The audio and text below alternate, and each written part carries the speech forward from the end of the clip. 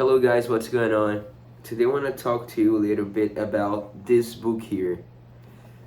The title in Portuguese is Moeda, Crédito Bancário e Ciclos Econômicos. In English would be something like Currency, Bank Credit, and Economical Cycles, or Trade Cycles. By Jesus Huerta de Soto. He's a Spanish professor, he's an Austrian economist from the University of Salamanca. And he's a very charismatic figure, he's still alive, he's what's the word, no, I don't think that is a real word in English, but anyways, he's still alive, he's there, he's got a Twitter, he's very active, and not very active, but sometimes he posted something in Twitter, or some speech that he gives. People post it on YouTube and all that. He has already come to Brazil one time, I think like 10 years ago or something like that. Unfortunately, I didn't know the Austrian School of Economics back then. I knew, but I was way too young to, go to a congress or, anything like that.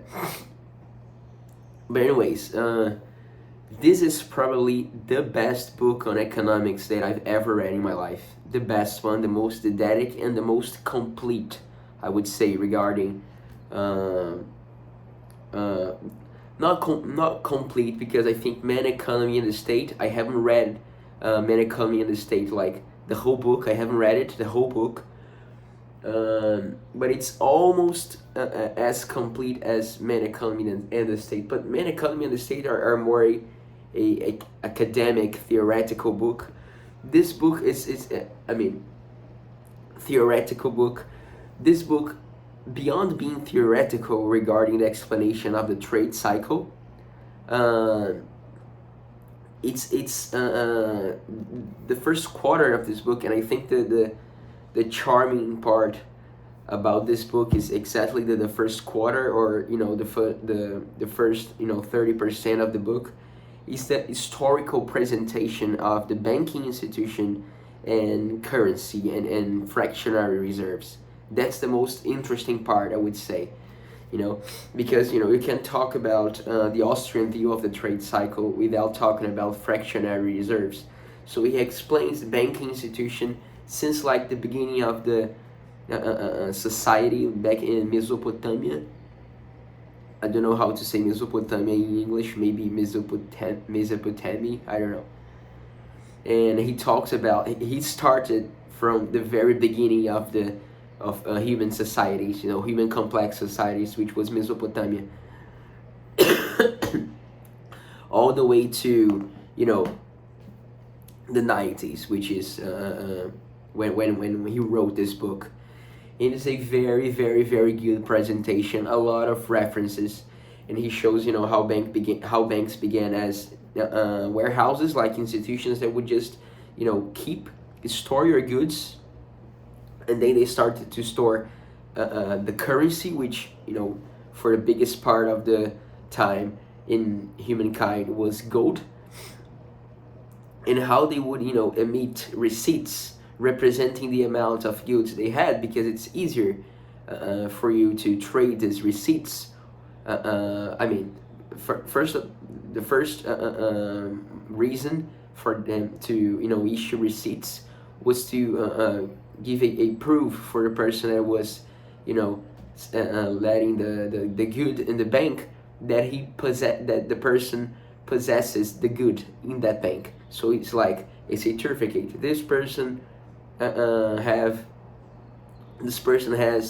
a X amount of whatever in this institution, and then when they started to store the currency, the specie, the gold, they would emit these notes, and these notes, because it's easier to exchange notes than real goods, they started being exchanged and treated as money, treated as a perfect substitute. So he explains all that, and how fractionary reserves, the practice of fractionary reserves began when banks, would inflate, would emit more notes, the amount of the notes would surpass the amount of goods or specie that the banks had in their, in under its possession. And anyways, he explains that, and how this practice, since always was looked as theft. It's I forgot the term in English, but it's in Portuguese we call apropriação indevida. I think in English it's indebted appropriation or something like that. I forgot the word. This book I read in Portuguese. So anyways, so that's for me is like the best part of the book. Not the best part of the book, but the more interesting part of the book. And then he talks about economical cycles, and he uh, uh, uh, um, compare economical growth with and without, like, real savings, with real savings and with credit expansion, and how the cycles happen with credit expansion when the economical growth, I'm sorry, economical growth happen with credit expansion, artificial credit expansion. And it's very interesting, very interesting. He has the best explanation for the trade cycle that I've ever seen. He's so didactic, so clear, and he has a more of a, I'm not trying to put him down here. He has a more simple explanation. It's simple to understand. Mises, especially Mises and Hayek, they are way, I wouldn't say refined. Mises is refined. It's almost like poetic sometimes. At least that's what I think about Mises. Hayek is not as poetic. He's a very strong intellectual in that sense, very logic. But sometimes his periods are so long, and he puts a lot of information in his sentences. And Murray Rothbard, for example, I don't think that Mr. Murray Rothbard, insane economist, probably the most important Austrian in terms of development of the theory, but and libertarianism too. But I don't think that Murray Rothbard explains the trade cycle in such a precise way, such a clear way as Mr. de Soto. That's my opinion. And his explanation, as I said, the best that I've ever seen in my life. And he then he refutes a little bit of the Keynesianism fallacy, the Keynesian fallacies, and in the end he offers a proposal of a reform for a monetary system, returning to the gold standard, which is pretty similar to the Hayek's proposal and Murray Rothbard proposal, and it's very good, very interesting. But anyways, for me the most charming part of the book is the historical presentation. That's very nice, very nice.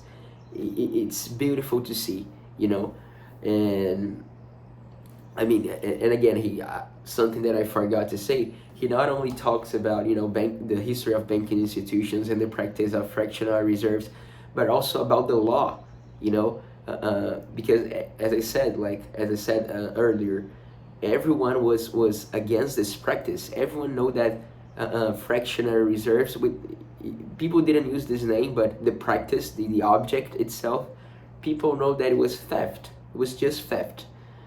And how the law back then, like I think it was since the Roman Empire, if I'm not mistaken. But anyways, I really don't remember. But maybe since the Roman Empire, or even earlier.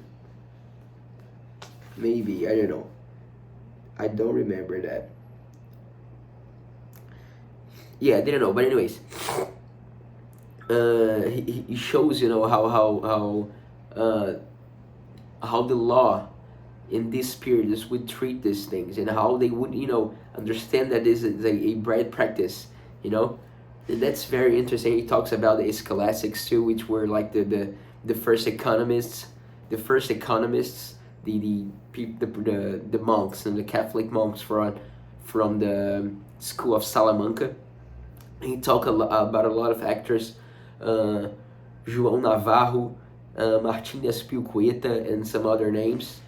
And just for the record, I printed and like for like almost a year ago a article talking about credit expansion, the opinion of the School of Salamanca, the scholastic economists, the scholastic authors regarding credit expansion, and I still haven't read it. I'm sorry, but anyways, for me, as I said, this historical presentation of the topic of banking institutions, fractional reserves, and how the law would see this practice and the banks. It's very very. It's for me. It's the highlight of the book. It's the most interesting. Is the part of the book where you read and you be like, oh my god, that's insane, insane. And the presentation, as I said, of the trade cycle is very, very, very didactic. The best explanation that I've ever read, ever, the best one. And I've read a lot, over this topic. As I said, Mises, Hayek, Rothbard, Mr. Philip Bagos is also very good, very good. Forgot him, but Jesus Huerta de Soto is even better than Philip Bagos in that sense. I think Huerta de Soto was a Philip Bagos professor, if I'm not mistaken, in Spain, but I don't know. But anyways, very interesting book. Probably the best book on economics that I've ever read in my life. And, it treats about not the most important theory, because the trade cycle theory, it's supported by the capital theory, the Austrian theory of the capital, and the currency too. So it's not this theory. This trade cycle theory is a theory that it comes after these other two theories that are more like basic. But anyways, it's like the most important topic. It's the topic that most bother us. The economic cycles, and it's very interesting, very good, very good. I recommend anyone to read this book, and even if you don't know that much of economy, there's no problem. It's very didactic, as I said, very very didactic, very clear, very simple language. It's very nice to read. He looks so charismatic in his writing. I don't know why. But anyways, that's it. Feel free to leave your comment on the comment section and tell what you think about the book if you have read it, and what you think about the video too. Bye bye guys.